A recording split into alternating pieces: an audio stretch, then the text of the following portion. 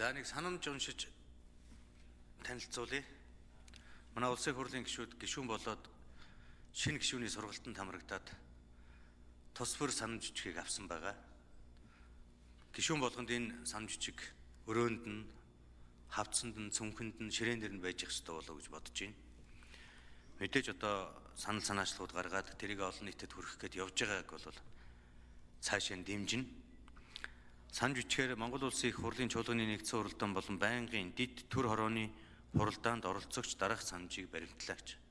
Нэгдүгээрт хуралдааны танхимд үндэсний болон албаны хувцастай нэвтэрч өөр хамааралтай хэлцэх асуудлыг танилцуулсны дараа хуралдаан зохион байгуулах асуудал хариуцсан албан хаагчийн заасан дугаар бүхий суудалд суух гэдэг ийм санамж жижиг байгаа гэдгийг бас та бүхэндээ хэлье.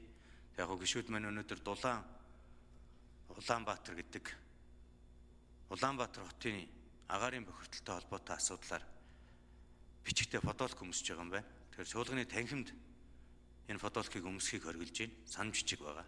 Бид төрөө хөндлөх ёстой, төмөн олноо хөндлөх ёстой. Олон нийт рүү чиглэсэн мэдээллийг хэвлэл мэдээллийн хэрэгслээр дамжуулж хийж байх учиртай гэдгийг бас та бүхэндээ хэлье. Би дахиад нэг зүйлийг сануулж хэлье. Төрөн төвшин төмөн олон амгалан байх болтугай гэдэг зүйлийг бид дандаа бодож, ажиллаж амьдрах ёстой.